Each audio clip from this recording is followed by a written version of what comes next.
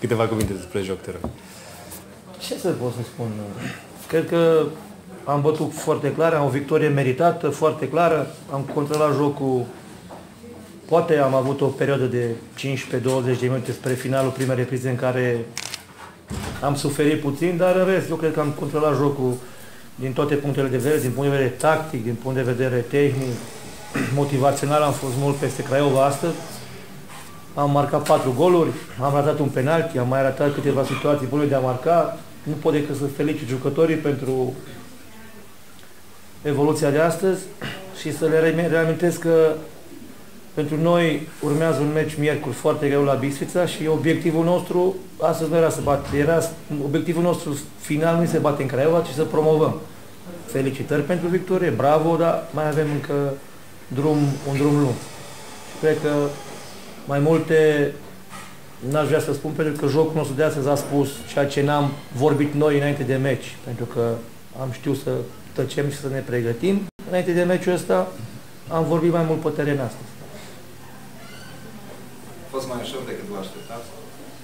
Nu, meciul n-a fost ușor. Craiova o echipă, în ciuda faptului că a pierdut aici cu 4-1, nu e o echipă rea, o echipă bună, care are jucători buni în componență, dar întotdeauna joci atât de mult cât te lasă adversarul să joci. Noi am știut foarte bine să îi blocăm astăzi și am știut să atacăm unde ei erau deficitari și cred că asta a făcut diferența. Stăncioi în poartă s-o simțit. Sigur. Am văzut siguranță. Am spus-o întotdeauna. Nu e la nivelul de pregătire cel mai înalt. Nu e cea mai bună formă fizică. Nici din punct de vedere medical nu e foarte ok, pentru că are o problemă și nu poate degaja. Dar un portar cu personalitate, carismă multă, vorbește mult, multă experiență și la noi ceea ce a fost exact ceea ce aveam nevoie noi la momentul ăsta. Un portar care să poate să dirigeze apărarea, să poate să joace mingea, să stea puțin mai ieșit din poartă, pentru că la felul cum am jucat noi, se impunea un portar care era puțin mai departe, să joace mai departe de linia porții. Și asta era important. Are personalitate, carismă și asta. 4-1, un scor mare față de la ce ne-am așteptat la început. Bine, mare. La fotbal așa se întâmplă. Când nu ești atent, fotbalul te pedepsește. Mie undeva am fost foarte surprins de declarațiile celor de la Craiova înainte meciului, care ne luau așa un pic la preze matineu și vorbeau de revanșă, de vin și bat 2-0, am citit o grămadă de lucruri. Eu așa cred că totdeauna la fotbal mai bine să vorbești după meci. Pentru că atunci ai ce spune înainte de meci, asta. Și atunci când nu ești concentrat pe ceea ce faci, fotbalul te pedepsește. Diferența, cred că nu e asta diferența dintre cele două echipe. Pentru că loturile, echipele sunt echilibrate valoric, dar diferența a făcut-o motivația jucătorilor și din punct de vedere tactic. Cred că asta a făcut diferența asta.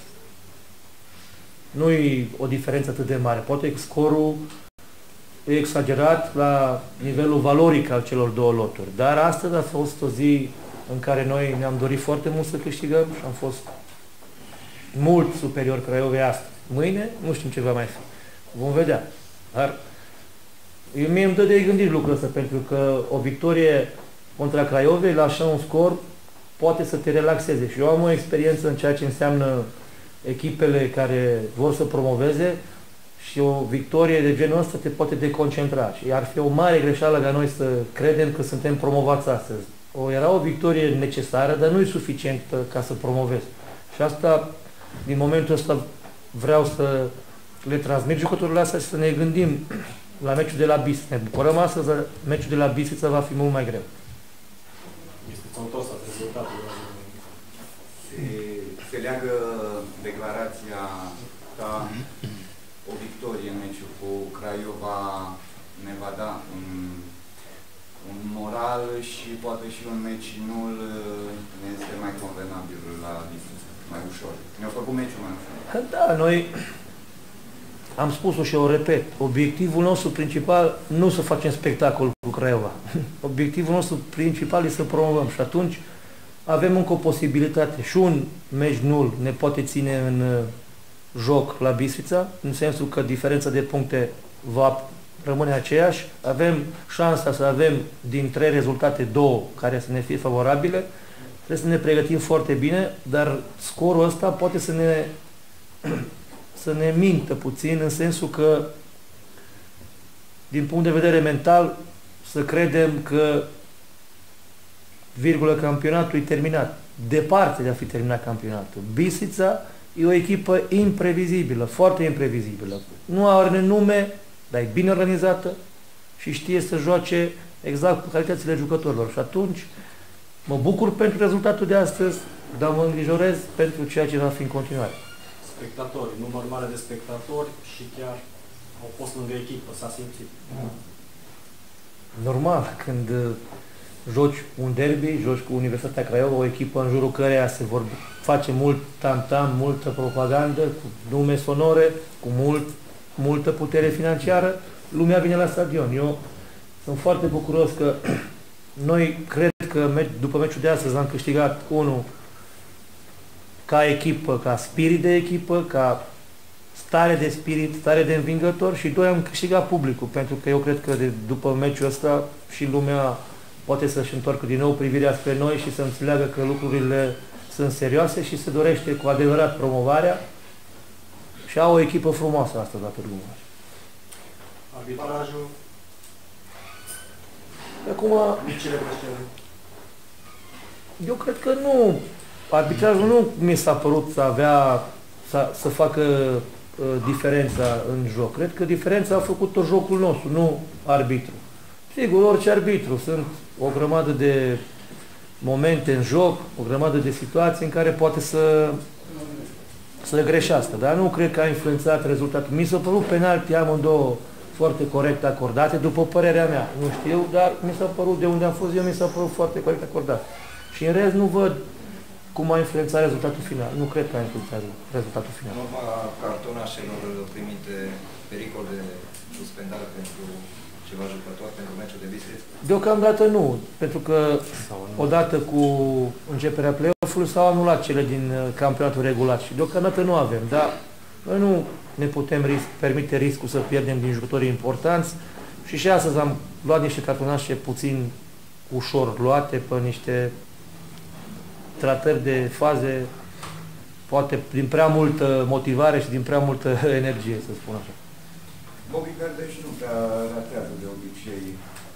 Oricum ar fi fost golul 4, încă nu era golul lui Hanca. 5-1 însemna chiar umilire? Nu, eu nu mă gândesc la umilință cu Craiova.